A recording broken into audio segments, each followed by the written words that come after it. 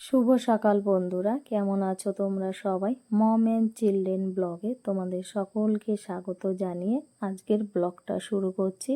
ছেলে ঘুম থেকে উঠে গেছে অনেকক্ষণ আগেই, তারপর চলে এসছে দেখো এই হারমোনিয়ামটার কাছে।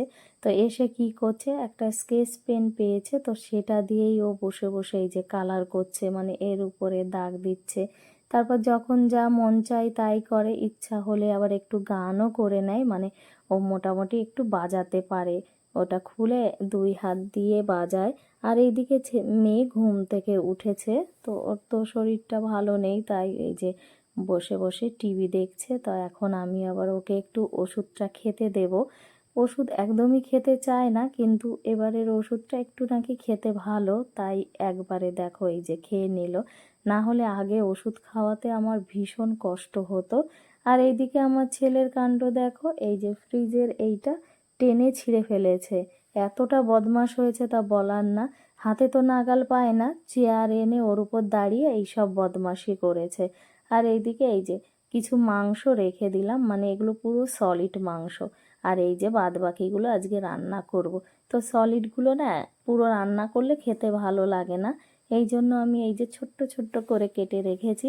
এগুলোই পরের দিন আর কি আলাদাভাবে রান্না করে নেব। এটা খেতে খুবই ভালো লাগে।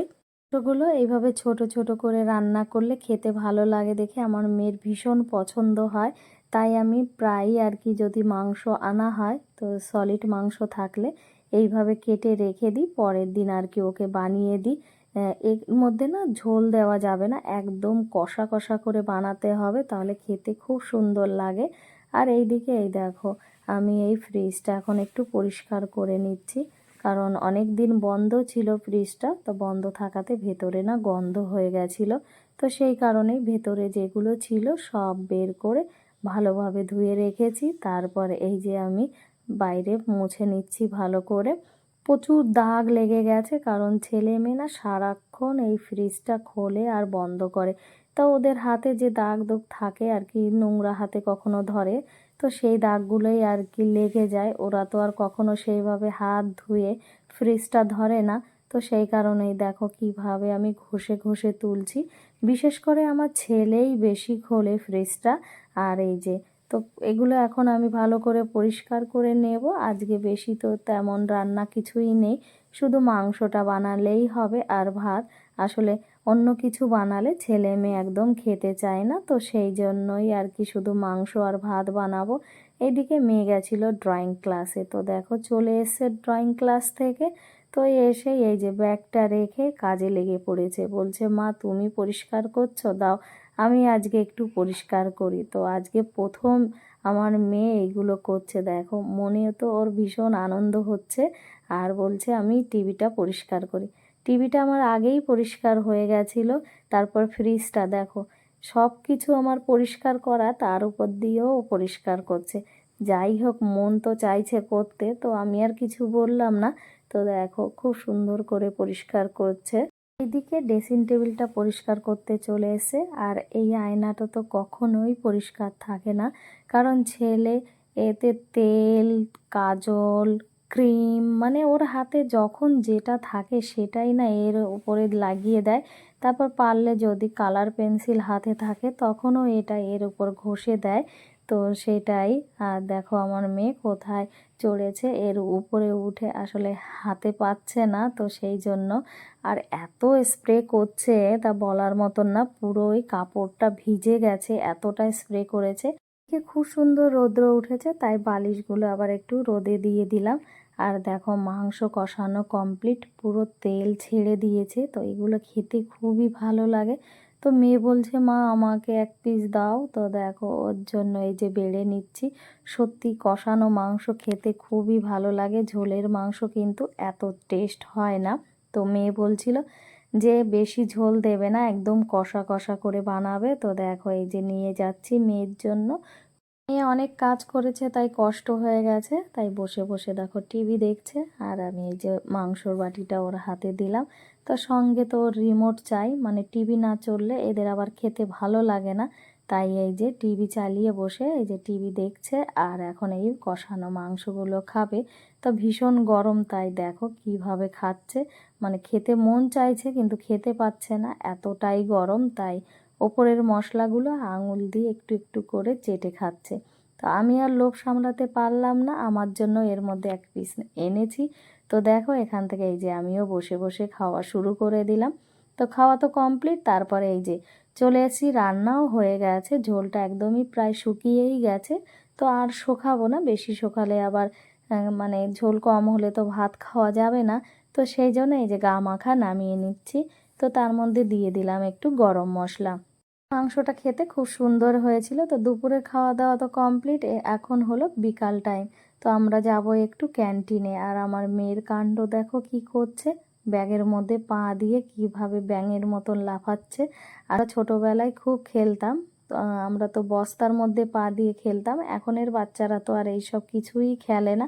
তো এইদিকে আমার ছেলে দৌড়ে এসেছে, ওর দিদিকে বলছে কেন এই ব্যাগটার মধ্যে ঢুকে এরকম করছিস, দেখো ওকে মারছে বকছে আর কি। দুই ভাই বোন হাসাহাসি করছিল। তো এই যে এখন আমরা যাচ্ছি, আর ছেলে দেখো কিভাবে দৌড়াচ্ছে, একদমই ভয় পায় না, সারাক্ষণ রাস্তাতে এইভাবেই দৌড়ে যায়। মেয়ে তো আমার সঙ্গে আস্তে আস্তে হেঁটে যাচ্ছে, আর আমার ছেলে কি স্পিডে দৌড়ে চলে গেল। তো এই যে দেখো দৌড়াতে দৌড়াতে হসপিটালে ঢুকে গেছে।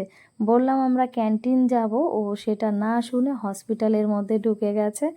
তো ডাক দিলাম, দেখো এই যে দৌড়ে দৌড়ে আবার আসছে। আসলে আমাদের হসপিটালের পাশেই ক্যান্টিনটা, তো এই যে সামনের দিকে এখন এই যে দৌড়ে দৌড়ে যাচ্ছে ও ক্যান্টিনে। ওর দিদিও দৌড়াচ্ছে, বলছে কে আগে যেতে পারে। তো এই যে চলেও এসেছি ক্যান্টিনের সামনে। তো এই দিদিটা কথা বলছিল এদের সঙ্গে। আর এই যে দেখো আইসক্রিম, মানে ক্যান্টিনে ঢোকার আগেই সাইডে আইসক্রিমের দোকান, আগে সেখান থেকে দুই ভাই বোন আইসক্রিম কিনে নিল। আর এখন এই যে ক্যান্টিনের মধ্যে যাবতীয় যা যা লাগবে তো সেগুলোই আর কি নিয়ে নেব, খুব বেশি নেব না জিনিসপত্র, কারণ বয়ে নিয়ে যেতে ভীষণ কষ্ট হয়। তবুও দেখো এই এক ব্যাগ নিয়ে এসেছি, অনেক কিছুই আর কি দরকারি দরকারি যেগুলো সেগুলোই নিয়ে এসি। আবার যখন শেষ হয়ে যায় আর কি তখনই গিয়ে আবার নিয়ে আসি। তো এই কারণে একবারে সমস্ত কিছু আনি না। তো বিস্কুটটা পেয়ে তো ছেলের খুব আনন্দ হচ্ছে। আর এই দেখো এক এক করে টেনে টেনে বের করছে যে কি নিয়ে আসছে আর কি আনেনি। তো মেয়ে বলছে এই বিস্কুট খাবো, তো দেখো প্যাকেটটা ছিঁড়েও নিল। এই বিস্কুটটা খেতে খুব ভালো লাগে। তো সেই কারণে দুই ভাই বোন বিস্কুট খেয়ে এই যে চলে এসেছে পার্কে। তো এখন সব বাচ্চারা খেলছে পার্কে মাটি নিয়ে। তো এরা তো খুব আনন্দ করে, প্রত্যেক দিন আর কি আমরা পার্কে আসি তো যাতে বাচ্চাগুলো খেলতে পারে। এখন এই মাটি নিয়ে খেলছে, আসলে এখানে মাটিগুলো খুঁড়ে খুঁড়ে রেখেছে গর্ত করে। আর এই যে জিনিসপত্র দেখতে পাচ্ছ, তো এগুলো না সব জিমের জন্য আনা হয়েছে।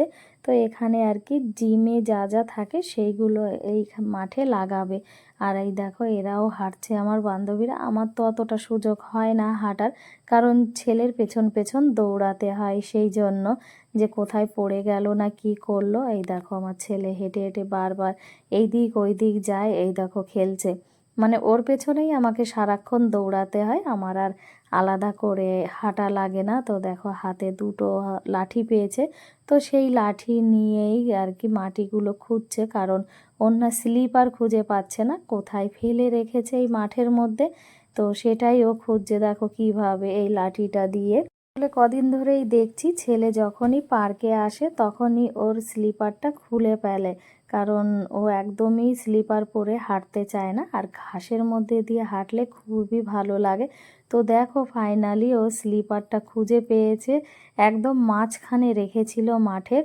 তো দৌড়ে চলে এসে এখানে বলছে দেখো মা এই যে রয়েছে, কিন্তু ও কিছুতেই পায়ে দেবে না, এইভাবেই ও খালি পায়ে খেলবে। সমস্ত বাচ্চারাই আর কি স্লিপার পরে ঘুরছে, কিন্তু ও কিছুতেই আর কি স্লিপারটা পরবে না। তো ও মনের মতন এই যে দৌড়ে খেলে বেড়াচ্ছে। ঘাসের মধ্যে দিয়ে হাঁটা তো খুবই ভালো আর ভীষণ আরামও লাগে। তো এই যে সব বাচ্চারা খেলছে দৌড়াচ্ছে। এখন আবার পার্কে বেশি লোকজন হয় না, খুবই কম হয়। তো দেখো এই যে আমাদের পার্ক ঘোরা কমপ্লিট হয়ে গেছে, এখন আমরা বাড়ি যাব। তো আমার ছেলে এই যে আগে আগে চলে যাচ্ছে, খালি পায়েই চলে যাচ্ছিল। তো দেখো আমার কোলে উঠে গেল, কারণ ও তো আর স্লিপার পরবে না। আর খালি পায়েও হাঁটবে না, তো সেই কারণে প্রত্যেক দিন আর কি এই রকম করে। তো লাস্ট পর্যন্ত আমার কোলে উঠেই বাড়ি যায়, আর সব বাচ্চারা দেখো হেঁটে হেঁটেই বাড়ি যাচ্ছে, কিন্তু ও কিছুতেই নামবে না, বলবে কি আমার পায়ে স্লিপার নেই তাই আমি যাব না। তো দেখো এই যে চলেও এসেছি বাড়ির সামনে, গল্প করতে করতে, তাও মনে হয় কি আর একটু গল্প করি, গল্প শেষই হয় না। আর এইদিকে আমার ছেলের কাণ্ড দেখো, ফ্রিজ থেকে কি বের করেছে, কাসুন্দির বোতলটা বের করে এই অবস্থা করে রেখেছে। মানে সারা দিন তো এইরকম করতেই থাকে।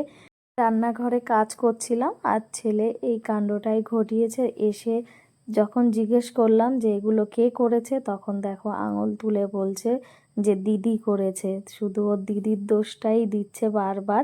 তো এখন এই যে মেয়ে বলছে দেখো মা কতগুলো বাটিতে ঢেলে ঢেলে রেখেছে। তো এখন মেয়ে না এই বাটিটার থেকে আবার এই বোতলটাতে ঢেলে রাখছে আর কি। এগুলো একদমই নষ্ট হয়ে গেছে, ওর মধ্যে না জলও ছিল। তো জল তো খুব ভালোবাসে, জল দিয়ে কাসুন্দি দিয়ে খুব খেলেছে আজকে।